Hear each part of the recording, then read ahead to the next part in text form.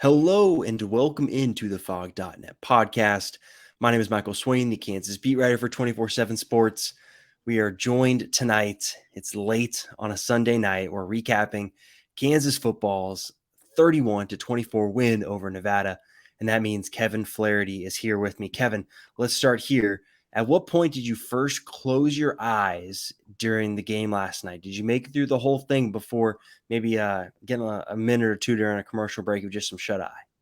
Yeah, I actually made it through fairly well. I started to get shut eye almost immediately after though, because I was Mm. watching the end of that Colorado State game, and that was when I could kind of start to feel the head starts to drop a little bit, and you do the jerk up or whatever. Yeah, it was late and something that we're going to have to get used to a little bit more with the new Big 12 brethren and everything. So that's going to be a fun process. My understanding though is with you actually going on the road for this one, you got a chance to get out and enjoy Tahoe and Reno a little bit. What'd you think?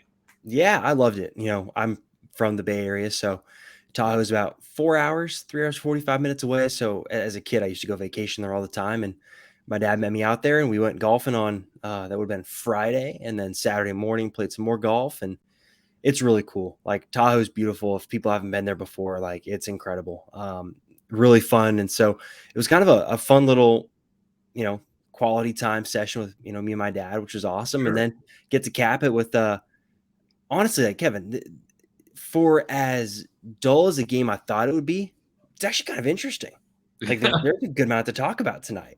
Yeah, I Um, think it's Start to finish. funny. It wound up being different, like in terms of how it played out. But I think last year going into non-conference season, we thought Houston would be the game that would be close, and it wound up being a runaway. And you wound up talking a bunch about the Duke game instead, which wound up being close because Duke wound up being an 8 or 9 win team and being really really good. I think heading into this offseason, you kind of felt like there was one tough non-conference opponent sandwiched in the middle in Illinois Yeah. that winds up being, somewhat of a laugher. I mean, I know that Illinois made things a little uneasy in the second half, but at the same time, that game was never single digits in the second half. I mean, Kansas still held, that margin at least all the way throughout. Heading into this one, I think most of us thought that, hey, Kansas is going to run roughshod over an Illinois team that, quite frankly, hasn't been very good, hasn't won a football game in more than a year. September 3rd, a year ago, they beat Texas State. That's the last time that they won a football game. And when you look at where they were defensively in particular, I think you kind of felt like, okay, Kansas is going to go in. They're maybe going to put up 600 yards of offense. They're going to blow out this team. It's not going to be interesting at all. And then week 3 happened, and Right. I know that you played some golf. I know that you were at the game late at night, but I'm sure you saw this week was anything but a normal week in college football, and there were a lot of really weird results and a lot of results where, quite frankly, teams got clipped by opponents that nobody expected at all. Yeah, well, I was joking with my dad that it felt like the witching hour a little bit. At Yeah, the end of that, those kind of the first 11 a.m. games, right? You've got Iowa State somehow managing to lose to Ohio. Then you've got the K-State Missouri game, which was insane. Eli yep. Drinkwitz tries to throw the game away, and then Mevis goes and just hits a 61-yard bomb. I can't Um, think of a weirder ending to a game oh, than that one. Like in terms of, yeah, you get the delay of game on your terrible. game-winning field goal attempt to sit it to 61 yards and do just absolutely. I mean, credit to Mevis, he ripped that thing. He had the wind at his back, which helped, but at the same time, you could put as much wind behind my back as you want, and I'm not getting anywhere close. But you had that. You had West Virginia kind of handling Pitt. Yeah, You had yeah. BYU beating Arkansas. You had. I realized Cincinnati that. and Ohio. Yeah, I realized that Tennessee usually struggles at the Swamp. hasn't won at the Swamp since I think 2003. I think most people thought that would end this year with where Florida was at, where Tennessee was supposed to be at. Instead, Florida absolutely, handled Tennessee. You had Alabama and Colorado State tied at 3-all, I think, USF. into the second half, or not Colorado, South Florida. South Florida tied at 3-all. Yeah, it was a weird Alabama and weekend. South Florida tied at 3-all for a lot of that game, and Yeah. then Colorado. I mean, it was all across college football. I mean, if you didn't watch your back, you were in real trouble. Yeah, and I think a lot of what you see now is scheduling wise. I think a lot of teams are scheduling, one of their Power 5 games to be in week 1 or Yeah. week 2, right? You're seeing a lot more of these now where, right, last year KU was playing in that conference game against West Virginia. This season, right, it's Illinois in week 2. And it seems like kind of week 3 has now become the week where a lot of teams kind of schedule the quote unquote cupcake to try and get a little bit of a break before conference play starts. And I think there are a lot of teams caught in look ahead spots. And look, I think it says something too about KU that you leave a game there saying KU probably, I said probably like a C plus performance probably for KU. Yeah. And they're able to leave with a win where Oklahoma State played a C level or below Oh game. They gosh, we lost, didn't even bring up Oklahoma State, did yeah, we? they lost, right? Iowa State lost, Cincinnati lost, Yep. K-State lost. You look up and down, right? And KU won the game, and that's what matters. They're halfway to bowl eligibility, with plenty of games to play and plenty of opportunities to go. So I think it's just one of those where a weird game, weird situation with the kickoff time too, where it's late, and maybe we can start there because it felt like just from the get-go of this game, there was no intensity from KU. You saw it a little bit, I think, on the first offensive drive, but then just the mental lapses really started. And I think that really set the tone for the rest of the game where, hey, maybe if, Armaje Reed Adams isn't called for an illegal man downfield, and then I think the next play called for a holding that then basically, just takes any sort of wind out of the sails for the offense. Maybe if that doesn't happen, you're talking about a 14-0 game and it goes a lot different. But that's the sliding doors moments you see in these college football games where it's going to come down to who executes, who doesn't make the mental mistakes. And I think KU made those mental mistakes early on where it really let, Nevada get into the game and then stay into the game. Yeah, and credit to Nevada too. I mean, I thought Nevada played hard, and I thought Nevada played physically, and I thought Lance Leipold put it well when he said that they played downhill. I absolutely thought defensively they played downhill and didn't allow Kansas to run the ball or get into a great comfort level after those first couple drives. The first drive, like you talked about, Kansas marches down the field, scores. Second drive, you get the first down, you get into, I think, was it 2nd and 10, and I think Jalen hits Luke Grimm for like 9. You have the illegal man downfield on Armaje Reed Adams. You wind up basically having a 15-yard situation. Jalen hits LJ Arnold for 23, and there's the hold. And so, and so that, getting that stop early, even if it was a Kansas manufactured stop, I think really let Nevada kind of hang around and say, okay, we've got a shot at this thing. The other thing, and I'm sure we'll get here to more depth or whatever, but there were 7 turnover worthy plays for Kansas. You had 5 fumbles, and you had 2 passes that hit Kansas defenders right in the hands.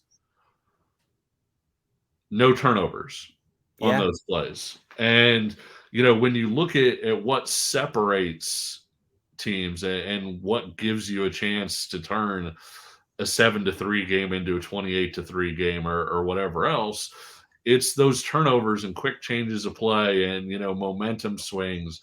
And Kansas just wasn't able to get any of those. I mean, the bouncing on the fumbles was quite honestly almost hysterical. And then, the dropped interceptions and things like that. And so there were mistakes. The ball wasn't bouncing your way. It's kind of a lazy night in Reno, Nevada. And next thing you know, you're in survival mode in the fourth quarter with a team that got blown out by Idaho. And, It was just crazy. Yeah, it was. And I think you hit the nail on the head, right? I think you can compare it to the Missouri State game, where that game was a little bit close, and then all of a sudden KU gets the 2 picks and they turn it Yep. into touchdowns.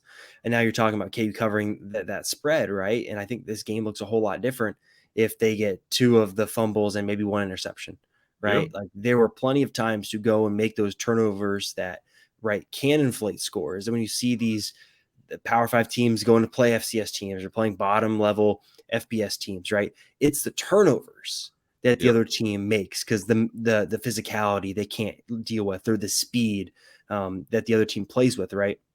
That's what forces those mistakes. And it was one of those, right? It's an oblong ball, and it just didn't work out for KU on this instance. But I think we probably should start with the offense because Sure. I felt like at least most of the discourse that I saw, and look, Twitter is Twitter and it's not real life and not everyone is on it and thinks things like that. So, but it's one way to see the discourse, and you could also check the message board too. That's another way you could go. But I feel like the offense is what generated, I think, the most discourse through kind of 3 quarters of the game. Sure. What do you think of the play calling? Because I think from my perspective, it was like vanilla ice cream on vanilla ice cream, right? There's a little bit of misdirection, I feel like, early on in the game.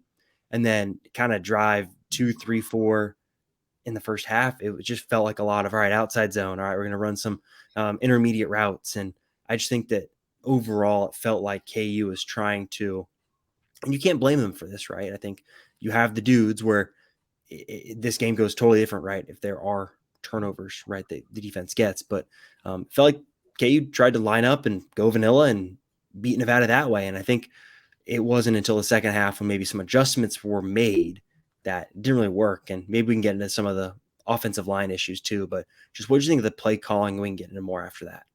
Yeah, I mean, our football coach, when I was in high school, used to have an expression where he would say to get over the balls of your feet. And basically, if you think about that, it means you're leaning forward, you're moving forward, you're playing aggressively.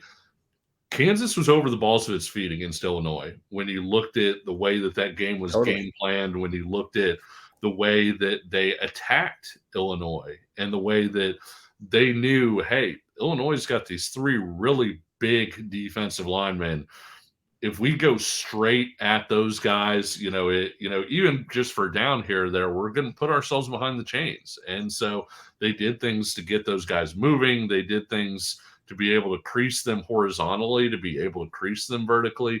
And it felt like almost every play call in that game had a purpose, right? Where Yeah. it was setting something up or it was, a way to do that.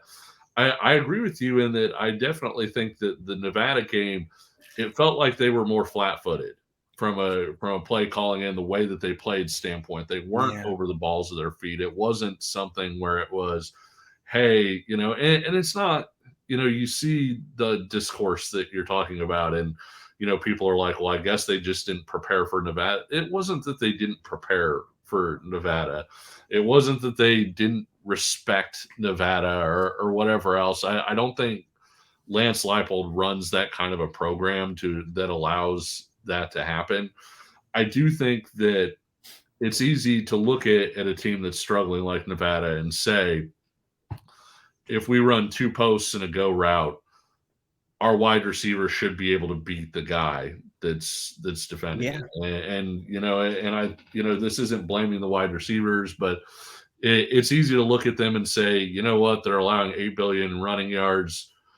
If we run wide zone, our guys should push them off the ball and we should be able to run it. And that just wasn't the case. And I think, you made a really good point in terms of pointing to the creativity wasn't there. Look, we all know when Andy Kotelnicki is in his bag, right? Yeah.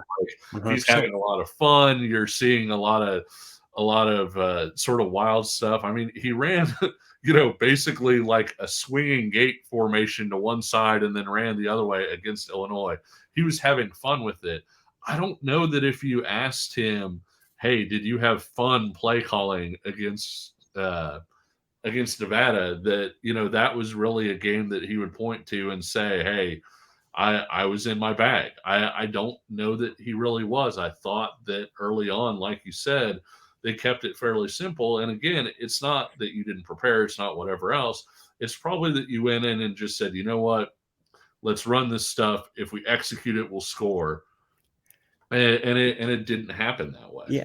Well, and they executed like a team that was playing at 10 p.m. Yeah, when KU is a sure, morning practice team, right? Like, sure. this is what I was thinking about when we were there. It's like, so KU practices in the morning, right? I think Yep, players, I might have the timing wrong, but I think they get there about 6:30 in the morning, which means you're probably up about what, 5:45, at least, yeah. So if you're thinking, kind of say at 6, say you get 8 hours of sleep every night, you're talking about 10 o'clock. So you're talking about second quarter, the players are kind of getting ready to go to bed. Yeah, And it's probably kind of hard to train your brain over the course of 5 days to go and perform and execute at a high level when it's just not what your body is used to. And it's different than playing a night game at 7 o'clock, right? Like, it's a totally different ball game. So I think that is one reason why probably KU didn't execute. I don't think like they should have executed because there's no excuse for it. I think it's a sure. reason. And I think too, look, the play calling. I think schematically what KU was trying to do was, like you said, Kevin, attack through the air, intermediate routes, deep routes, just go. Yep, The issue is, and this is something that the coaches talked about, was that Nevada blitzes a lot. And so if yep, you've got slower developing concepts down the field, but you got the other team blitzing you and your offensive line can't really handle the pressure the right way consistently, then all of a sudden you got Jalen Daniels scrambling a bunch, and then he's got to process really fast. And then you got to rely on your wide receivers improvising the right ways. And so I think there are all these things that snowball, kind of as that first quarter, first half went along to where, just offensively it didn't look great. And then I think in the second half, things really changed when KU really started to run the ball. And you yep. saw there's like a successive drive or plays where it was like 5 yards, 7, 8, 9 in terms of rushes. And you just all of a sudden after that, just felt like things were lifted offensively. And so I think so You much of this also saw game. you Mhm. also saw the creativity come back a little Yeah, bit. right. The With that little play to Devin pass to Neal. Devin Neal, I mean Yeah. the different things like that open things up. And so yeah, I mean it was one of those games in that, we could sit here and try and put it on any one thing, but it was all of these Yeah. things, sort of all at once. And, I think that there were times when the offensive line didn't play very well. And I think that there were a couple times running backs didn't quite find their mark or where they were going. I think there were a couple times that Jalen actually got protected pretty well, but he was sitting in the pocket for 7, 8 seconds, and guys weren't breaking things off, weren't finding openings or whatever else. And so it kind of gets spread all around. And it's funny to think about, when you look at the final game stats in terms of the yardage and put up by the team and all of those things. What was the total offense? 441 yards. You wind up with 6.6 yards per carry. It's not necessarily as great as where they wanted to be, but at the same time, still pretty good. But there was that period there from about halfway through the first quarter, certainly through the end of the first half, where you were just kind of like, man, like this really just isn't going the way that Kansas wants this thing to go to offensively. Yeah, exactly. And look, and then some of the creativity comes back in the second half, and Mm, I think the offense looks a lot better. So yeah, I think overall it's just one of those games where you know what KU's offense looks like when it's really humming. And guess what didn't happen, right? How many times did Jalen Daniels keep the ball on Yeah, one of those read options, right? I don't think sure. there was much of a, hey, Jalen, yeah, let's go run you 15 times or 10 times in this game. It was drop back pass. I think there was maybe 2 runs in there where it was like, okay, yes, Jalen was the designed run on this play. Outside, there was a lot of scrambling. And so I think overall, so much of it, right, is just, weird game. And so for Yeah, KU offensively, right, I think we know what it looks like when KU is clicking and when the play calling is open. And that wasn't it. And it's perfectly fine. But I think that's one of the reasons why KU did not reach that ceiling, I think maybe offensively, that maybe you would have expected against this team. But I don't know. Does it worry you at all, anything you saw? Because it doesn't really for me. No, not particularly. I thought it was interesting. You were talking about narratives and things like that. There were some people, and it was not one or two or three people who were kind of shouting for Jason Bean Oh, to go jeez. in, in the second quarter. And you look at what was uh, what was Jalen through half? Was he like 5 for 10, something like that, Oh, gee, I don't right have the around in stats in front of there? me. I wish I did. Yeah, I think he was like 5 for 10 for 41 yards or something like that. Um, sorry, just say, yep, that's exactly where he was at. And he also had -3 yards rushing because of the sacks or whatever. And there were people who were like, you got to get him out. You got to go with Bean. And you and I were talking about before the show. The problem with college football is that it's so short, right? It's so condensed. And Mhm. they work year round, and you have spring football and you have recruiting and everything else, that you don't realize just how short the season is. And so if you're going to be Kansas and you're going to be the best version of Kansas this year, you need Jalen Daniels operating at peak efficiency. And so in a Major League Baseball season, you got a guy who's slumping. You can take him out. You can take him out of the lineup for a couple games. Let him get his head right. Let him relax. Whatever else, you don't have that option. You're very limited in terms of reps, in terms of everything else, and so you don't typically pull guys like Mm-mm. that you're going to need. There just aren't that many passing attempts. There aren't that many runs. There aren't that many chances for him to kind of find his groove. And thankfully for KU, because not just for the season moving forward, but because Kansas wound up getting really tested by Nevada in a major way. Thankfully for Kansas, Jalen Daniels was able to find that rhythm in the second half and really put up the kind of game or the kind of performance that Kansas is kind of used to. Yeah, exactly, exactly. And so I think that probably wraps it for offense. Defensively, it was very interesting. Yeah. Like, I did not think Nevada was very good. Like, it just felt like there were like a couple plays that were just busts that Yep. resulted in big Nevada play or big Nevada gains, right? Where there's a one play where maybe Mello Dotson could have been better in coverage deep down the field. That was like, I believe, a 53-yard completion. Um, but for me, like, I mean, you look at the numbers, right? And let's say the 50-yard completion doesn't happen, right? And you're talking about a team that threw for what, 60 something yards against KU. And I think Yeah. so much of what happened is I think KU just really struggled with the athleticism that Nevada had at quarterback and just the speed that Nevada's running back had, where I think at times the guy just hit the hole and the defensive players weren't ready. And I don't think KU gang tackled as much as you saw against Illinois or the first half against Missouri State. So I think for me, this was kind of another one of those instances where you look at the defense and say, okay, defensive line got penetration. The coverage was pretty sticky. Like they really didn't throw the ball that well, and yet they put up 24 points. It's just kind of a weird defensive performance and game. That's kind of hard to maybe pinpoint if there's anything long term that should be a big worry. Yeah. You look at, Brandon Lewis threw for 113 yards, and 53 of that came on one play. You look at, Lewis and Ashton Hayes, being kind of their two top runners. They ran for, I think, 150 as a team. Two carries, Lewis's little escape or whatever, and then Ashton Hayes' longer run, that accounted for 55 yards. So you take that out and you only allowed 95 yards. And so chunk plays, and it's funny because I think generally speaking, you had the kind of the fluky quarterback escape for Altmaier, in that Illinois game. But generally speaking, I feel like Kansas has done a pretty good job of not breaking. When you think of the bend but don't break, they haven't given up a ton of explosive plays.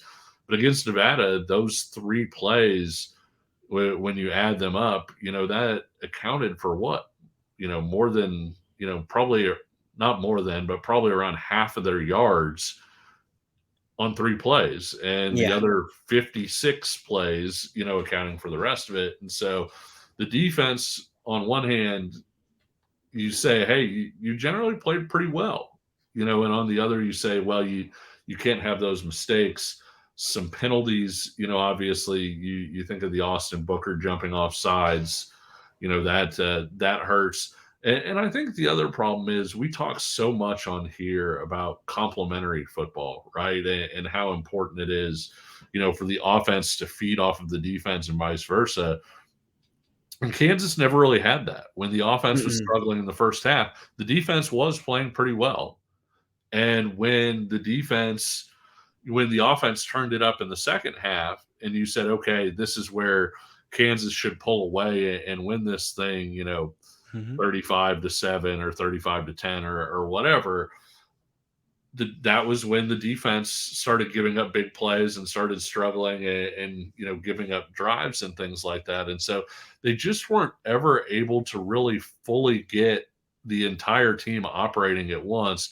One thing I did think was very interesting, though, and I don't know how you feel about this, but I, I think we would both admit that Lance Leipold is typically pretty conservative. And I tend to be more aggressive than he is when I think about things that I would do. Kansas comes up with that 4th and 5 at the end of the game, at what, like the 35-yard line or whatever. Yeah. You're in a spot where if it were me, your offense has been marching up and down the field. You've been able to get those gains the entire second half. I think that's a situation where I probably would have put the ball in Jalen's hands and said, hey, you get 6 yards, this game's over right now. And they decided to punt. They get a terrific punt, and great coverage and all of those things. And it works out. The defense winds up getting a stop. But I thought it was very interesting in that situation. On one hand, you can say, well, he didn't think he would get the 5. I look at it as Lance Leipold trusted his defense to get that stop, and he was rewarded, one, by a terrific special teams play, and then two, the defense did wind up shutting that door and getting that stop with Kenny Logan making the big play. And before I turn it over to you, just how many times over the past few weeks have we seen a coach get way too cute on Huh. 4th and short, and they Yeah. try that end around, off the jet sweep or whatever, it gets blown up. But that was an interesting thing to me, just because the defense had been struggling for a lot of the second half, and Lance Leipold still, on that 4th and 5, he said, let's punt it. The defense will hold them, and we'll get out of here with a win. What did you think about that Yeah. decision? Yeah. I get it. Yep. I get both sides. I'll sit on the fence here because I think equally, if Jalen gets that opportunity and converts it, right, game over, cool. Yep. If he doesn't get it, you're probably sitting here saying, "Oh well, why you don't? Oh, he does. Lance Oppo doesn't trust his defense. Doesn't trust the defense." And then because then if we're talking about them not converting on that 4th down, that means Nevada just went down and scored and maybe forces overtime. Maybe they go for 2 and win the game. So then we're talking, oh, Lance Apple doesn't trust the defense. And here it's, he showed you he has trust in Damon Greaves, a freshman punter who I think his chances to kick what out of the ball have not gone well so far. Right. I think he's at 38 yards for both of them. But he showed a lot of trust in him to go and pin Nevada inside their own 5, and he pinned him inside the 2. It was great. And then the defense comes out and makes a play. And look, I've been critical of Kenny Logan. I wear that. And he was great. Made great plays, big plays, the plays you want to see your seniors make. And that play on 4th down to put the game on ice, that was it. That's what you want to see from your big time players, is them coming up in big moments. So huge credit to Kenny for that. Right. I think that was a really, really good play. And there's also the play right earlier in the game where he chases the guy down, forces a fumble, and none of his teammates were really like full bore steam ahead to go get the ball. And a Nevada guy was running full speed and got the ball. So I thought that was a good game from Kenny. Little sidebar there. But yeah, I think it's one of those where either way, KU should win regardless of what they decide there. And I don't know if there is a right answer either. And that's just me. Yeah. You kind of sit on the fence with something like this because I don't think there is a right answer or a wrong answer, I should say. I think either one you pick, I can make a really good argument for. And it's a little bit different than I think maybe some of the other times, like last season. I remember some fourth downs where they were maybe in a different situation. And I don't know. This time it just felt different. Yeah, I think something that's interesting about it too, and I actually read the stat sheet wrong earlier. So I hope you're listening to the end of the podcast before you start roasting me on here. But through the first half, Jalen was 10 for 16 for 101. The 5 for 10 for 41. That was what he was specifically in the second quarter, not Yeah. where he was at halftime. Where he was in the second half. So this is where he was at heading into that 4th and 5 play. 11 for 11 for 197 yards. So he hadn't thrown an incompletion in the second half. For sure. The offense is moving the ball really well. Like you said, it wound up being a correct answer. It's hard to say this is the right answer because I think you can say reasons why either would be right or either would be wrong. Like you said, that was curious to me because of how well Jalen was playing at that point. I think, I know you're a 49ers guy. I'm a Chiefs guy. When Andy Reid decides to punt the ball and make the defense, save a game, not necessarily this year because the defense has been really well, but I'm sitting here thinking it's 4th and 3. The highlight, the best part of your team is your offense with Patrick Mahomes. Do you want Patrick Mahomes having a chance to win it, or do you want your defense having a chance to lose it? And Kansas's defense overall this year, I think, has been better. I don't think there's any doubt about that. I think when you look at the defensive line in particular, it seems like they've kind of upgraded across the board in terms of how strong and how athletic and all the different things they have there. I think JB Brown has been terrific, as a linebacker with the athleticism that he brings. I think the secondary has played faster, probably because of their increased experience and knowing what they're doing, the confidence level that they're playing at. And so it's not necessarily a wrong answer there to trust your defense. But I do think that if it were me, I would look at it and say, you have the Big 12 preseason offensive player of the year. He's red hot. The offense can't be stopped right now. Let's go ahead and win this on one play right here. And let's hypothetical real quick. And I know that we've been talking about this one part for a while. Kansas doesn't cover that punt as well as it does. The ball goes into the end zone. They're starting at 25 rather than the 35, which is where you're punting from. You gain 10 yards. Totally. And so it worked out perfectly. And so the hypothetical doesn't matter.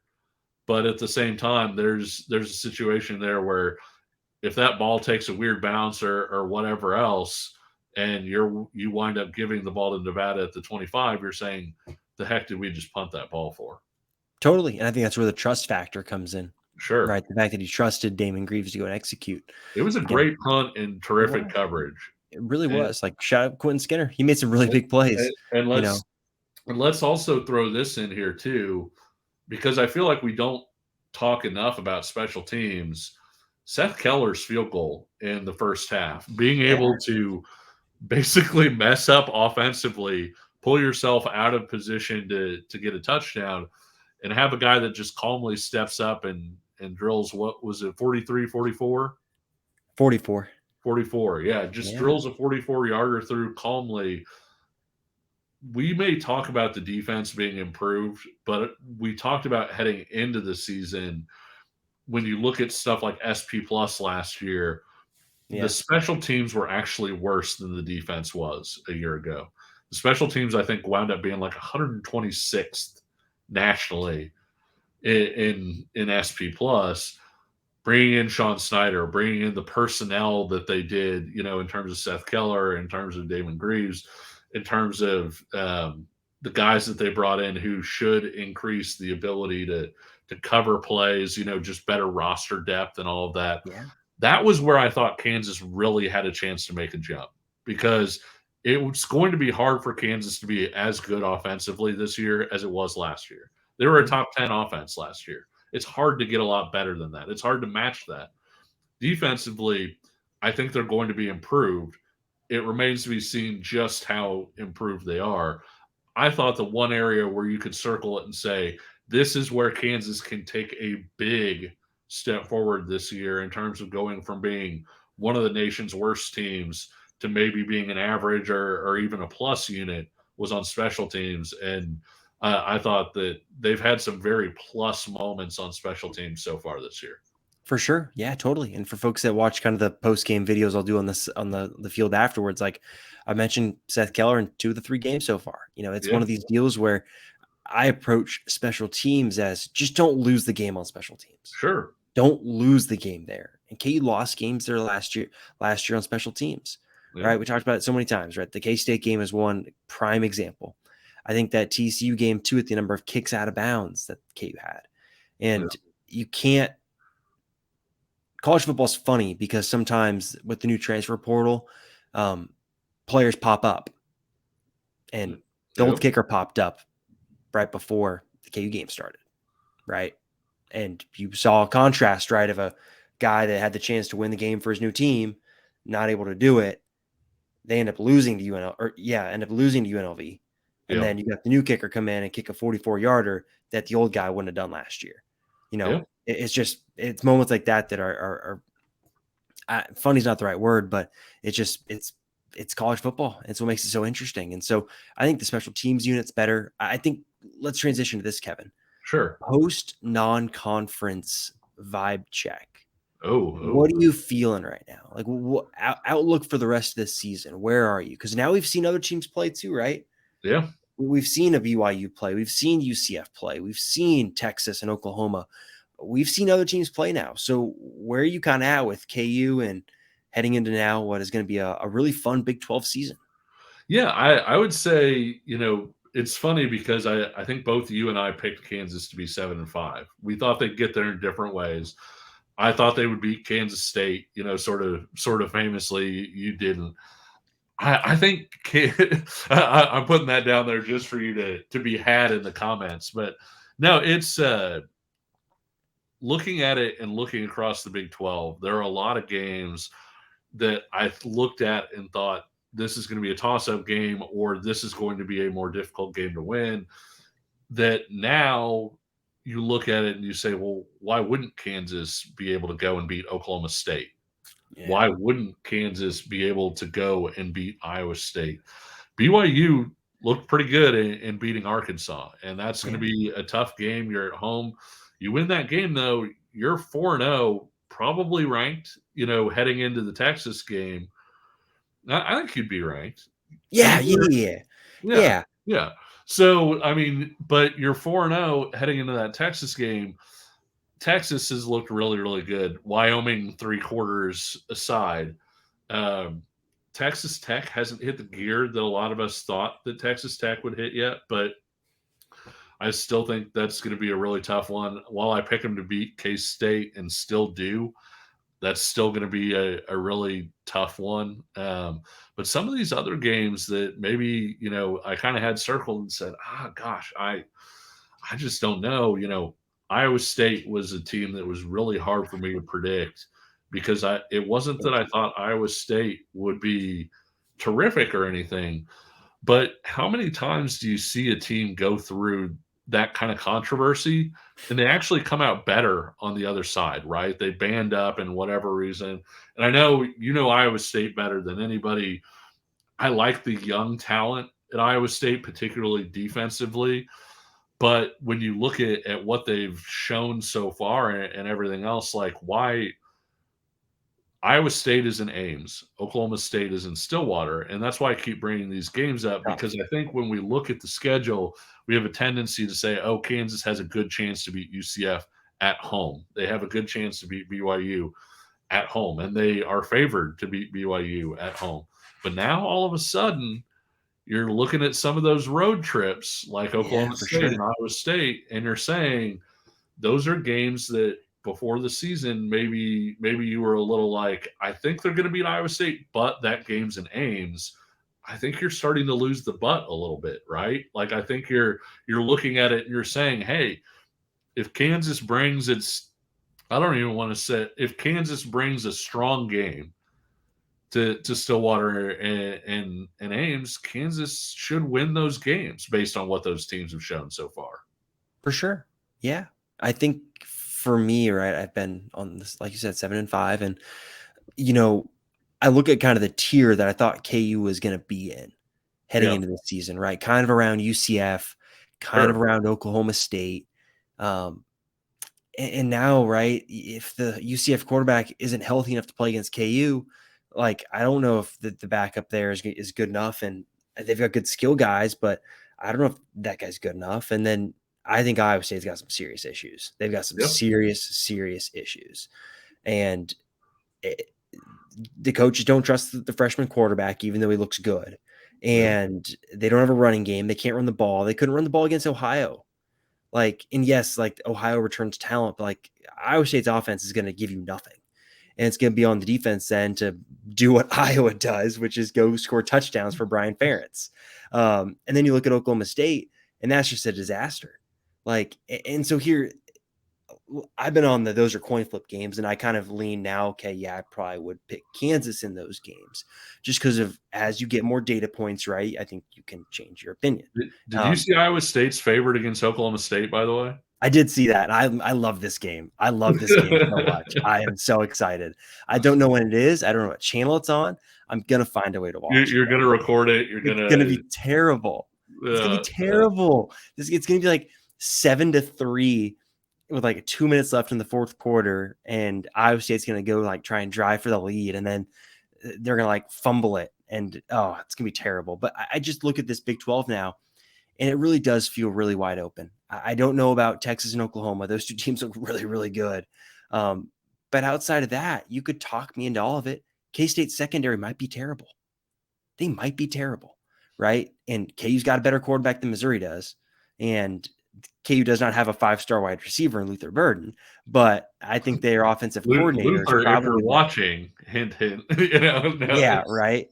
So, I just look at this so much now, and I think the optimism, right, where yeah, I think if right range of outcomes, right, it feels a lot more like that range of outcomes is sliding more and more towards 7, 8, 9 than it is 4, 5, 6, sure. right? And obviously a lot of this I think, ranges on health too. well, and it was funny because, what was the stat before the season started? Kansas was one of the most bet teams out there, and people were For betting under, the under yeah, on the 6. And I think if you offered that same bet today, probably those people were saying Kansas is going to lose to Illinois, they're going to do all these other things. yeah, Kansas is favored to beat BYU. So let's just say that Kansas beats BYU and is 4-0. Okay. yeah, Here are Kansas's road games the rest of the year, just the road games, right? Texas, Oklahoma State, Iowa State, and Cincinnati. Could Kansas go 3-1 in those road games? yeah. They That's could. 7 wins. I know. That's Before you get 7 the home wins. game. And that's not even talking about playing at home against some of the teams that Kansas is going to be playing at home. But all of a sudden, and I think even with those road games, like I think before the season started, like I had Cincinnati in last in the Big 12 in my preseason rankings. Okay. I don't know that I would put Cincinnati last now, but they'd be probably in that bottom part of Tier. the discussion. Yeah. Yeah. But at the same time, you're sitting here saying, well, how likely is it that Kansas wins this many games on the road or whatever else? But you look at that and you say, gosh, if Kansas doesn't, if Kansas doesn't beat Kansas in those road games, then it has a chance to get to 7 wins, just with those 3 road wins there if they wind up beating BYU.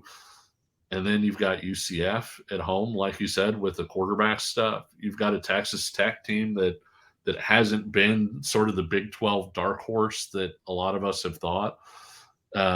We don't really know with Oklahoma, I feel like, because of the schedule so far. Like, I think Oklahoma's Yeah. looked like you would want them to for the most part, but at the same time, we'll find out a lot more about that Oklahoma team here in a little bit. Um, and Kansas State. And so you're looking at it, and if you ask me right now, I'm not sure that I wouldn't say that I would take the over if you set the wins at. Okay, let's do that. Win total set at 7 now, right? Because both of us said 7 and 5. Yeah. Over, under, push. I probably would take the over. I I think would too. Oklahoma State and Iowa State, like, yeah, those games are on the road, but those fans could turn against the team. If you go over and if you go, no, I'm not joking, Kevin. No, If you I go agree with over, you. did you see Matt Campbell almost getting a fight with the Yeah, fan? yeah, Like, what are and we doing here? Like, yeah, that was yeah. crazy. And Yeah, like, with the like Mike fan, and Gundy, all the fan yelled at him was that he was on the hot seat, and he wound up getting well, held back by 5 people. yeah, which he's not. But like, if you go read Cyclone Alert, the message board that we got at 24/7 Sports, like the fans are kind of fed up with Campbell and the lack of letting the guys play, And then you look at Gundy in Oklahoma State, and it just looks like that there's a talent gap. There's a And talent so, gap. yeah, There's a talent I gap, would. I'd take over. and let's be honest, if you're heading into your 4th game and you're still rotating quarterbacks, that's not a good sign. Is David Beatty your head coach? Yeah, I don't know. So, yeah, But I no, would lean over. if you set that line at 7, which, I mean, like I said, both of us predicted 7 and 5 before the season. I have no problem admitting when I'm wrong. It's I honestly I would probably go over if you asked me now 3 games through the season. I probably would too. And that's the thing about college football, where it's like it's a lot different than NFL or pro sports, right? Of course, but We're talking about McLean's probably on the Oklahoma State podcast right yeah, now and saying, "Man, I saw how bad KU was against Nevada. That team's going to go 5 and 7," or yeah, And so it's funny the way that kind of works out. But I do think that Kansas has something a lot of teams don't have, and that they have a really special quarterback. They have a lot of returning experience and guys who have played through these situations before. And they have a schedule that before the season looked really, really tough. And I think part of the reason it looked tough was Illinois in that non-con. And when and beyond that, I think some of those home games, people said, well, you want to win games at home, but are you going to beat Oklahoma at home? Are you going to beat Kansas State at home? Are you going to beat Texas Tech at home? And I think the way that I would look at it now is they can win those games at home, and the road slate looks a lot more manageable than what it did before the season started. for sure, for sure. And so I think, yeah, it's been such a fascinating non-conference. I think for everyone in the Big 12, right? Mm. You look at Texas beating Alabama, Yeah. and I think just generally Oklahoma has looked dominant, but again, right, not necessarily against like, the who's who of a non-conference schedule, right? Sure. It is you're beating up on Tulsa. And yeah, so I look at it and I think the outlook is a lot more positive. Let's wrap up with this. Did you see what the betting spread was for the BYU game? Did you see what it opened at? No, I think it was, I think it opened right around a touchdown though, correct? Yes. So it opened it at 7. Okay. And before we jumped on the podcast, I saw it's already at 9.5. So Oh, KU's favored by 9.5 against BYU. big betters like Swain are pounding Yeah, the sure. pounding the plus Yeah. side of that stuff. Yeah, I don't know. Like that was surprising. Like BYU is an interesting team, and I think that there's a chance that this could actually wind up being a pretty tough game. I mean, obviously they beat Arkansas, so you look at it that way. They got down 14-0, sort of right off the bat to Arkansas, and then wound up winning 38-31. And you look at Keaton Slovis did some good things.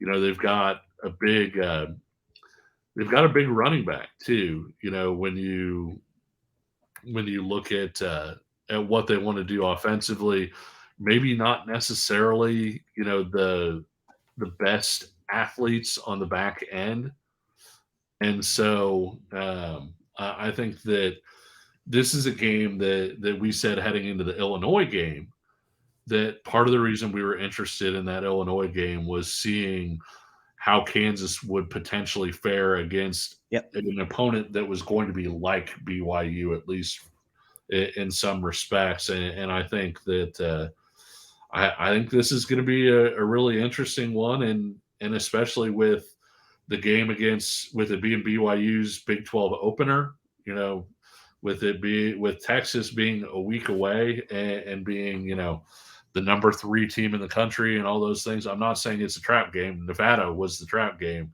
but I think that there's a lot on the table for Kansas if it's able to find a way to win this game. Yeah, 100%. 100%. It's going to be a good game. Like it could be I think stylistically, Yeah. in terms of what the two teams want to do, I think it's going to be very similar to the Illinois game. And now BYU has that Illinois game of tape to look at and see how KU might try and attack them. And Andy Kotelnicki has extra time to go ahead and make up a game plan to add other wrinkles on top of that to change it. One more thing, there are going to be a lot of BYU fans there this week. Yes. I hope fans understand that. It's like talking a lot. Like, what is it? 47,000 fit in there. Like, I think 15 to 20% could be BYU fans, unless they sell their tickets this week. Like, we'll see. But I mean, Travis Goff literally told us on the show last Wednesday, like, there are going to be a lot there, and there are going to be a lot there. So I think just something to keep in mind, right? I'll be fascinated to see what the crowd's like. Really, yeah. It's one of those teams where they draw even from outside of their population area, a lot like Notre Dame does. Where every kid raised Catholic, kind of roots for Notre Dame or whatever, at least to some extent. You do see BYU pulling from different areas and everything else, and so there's that. Interestingly enough, I was just looking at BYU's stats and everything. I know we don't want to carry this too long. Do you remember LJ Martin from last year's class? KU offered him. He was a running back. He is out of Texas. He is BYU's leading rusher right now. He's a freshman? He's a true freshman, yeah. Interesting. Sure. Well, I know the Lassiter story is going to be pretty fun. Yeah.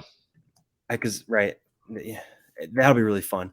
I think, generally, I look at this game. El Paso Cantulio. Interesting.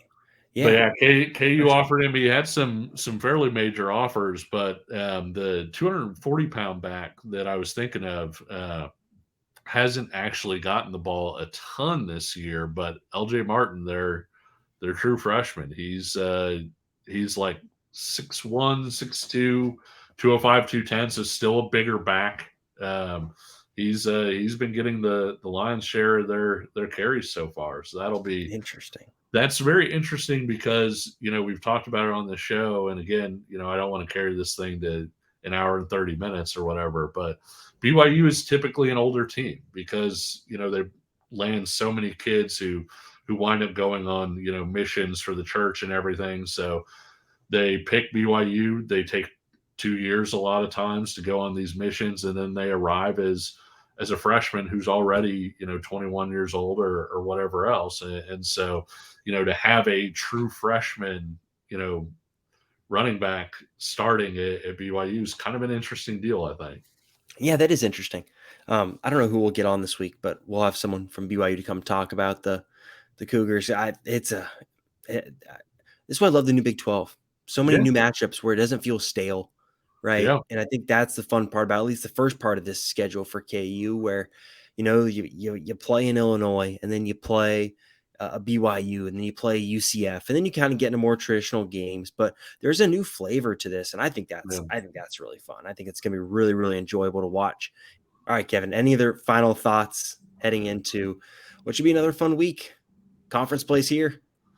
No, it is nice. It was nice that Kansas decided to give us plenty to talk about with Nevada, Yeah. so we can do a 15-minute show and say Kansas won 56-3. The one thing I would say about that is, as you know, every coach, the thing they want more than anything else is their team to operate perfectly, right? To go out, not have any mistakes, have every single player play perfectly. But in the absence of that, they want to have teaching tape and an ability to say, hey, this is why I've been telling you this.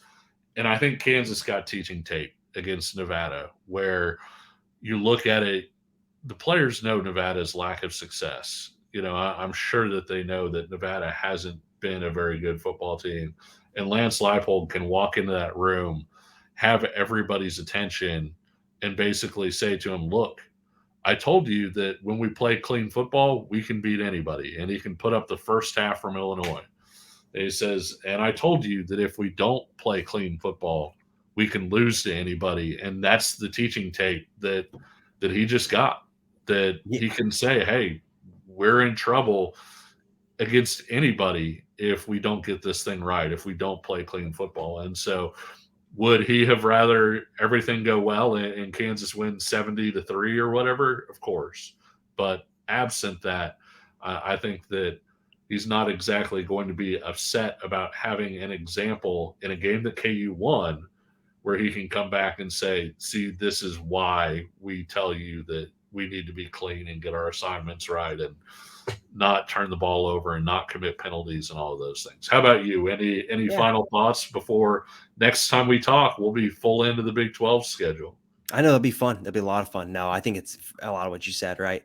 A lot of opportunity for the team to learn. And the last time they had that, right, was after the Missouri State game, where I think we both said, okay, there's definitely stuff to clean up. And then KU Yep. went out and played a really, really clean game of football. So Yep. I think the coaches will hope it's got a similar impact this week against a good BYU team. So, Yep. Kevin, thank you as always for joining us on Sunday nights. For those that are watching on the YouTube channel, make sure you are subscribed to the channel, liking the videos, leave some comments.